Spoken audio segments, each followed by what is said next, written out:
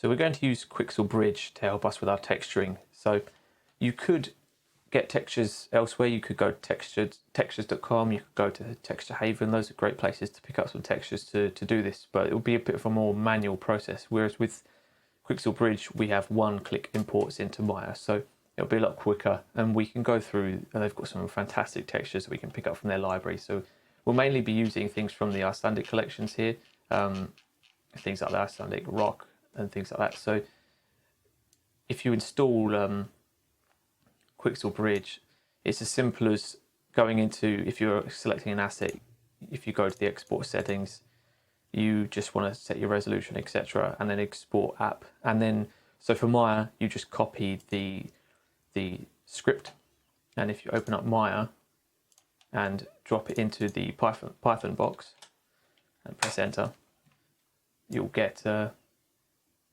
this little box come up, and by default you'll be applying the material to selection. If you turn this off, it will just, when you export into Maya, it will just come up in the hypershade. But if we have it on, let's say we select our mountains, now open up Quixel Bridge and click export.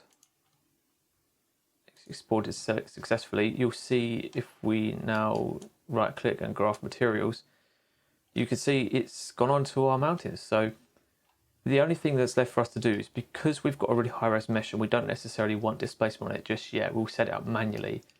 We'll turn off the displacement that comes in with the Quixel asset. So let's just take that out for the displacement, and then you will want to go into your attribute editor for the mountains and go into Arnold and just turn the subdivision to none to start off with.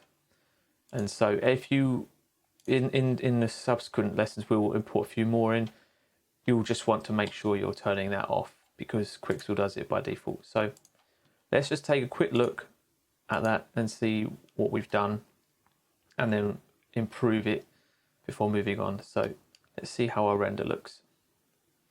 So yeah, you can see we've got the texture, but it's wildly out of scale. So let's close this, bring our hypershade back. Because this is a large scale scene, we're just going to want to tile this like crazy. So let's just tile it by 50. And we will see it tiling, it'll be quite obvious, but the aim of this is that we'll tile it a lot and then we'll break that tiling up with another texture with some noise. So let's take a look. So yeah, you can see obviously it's tiling, but it's probably more about the right scale. It's harder to tell, we haven't started rendering at higher resolutions yet, but for the time being, that'll do. So now we've done that, what we're going to do following this is bring in more assets from Quixel Bridge, more textures, and we'll use our masks from Houdini to start layering up where those textures will be on our height field.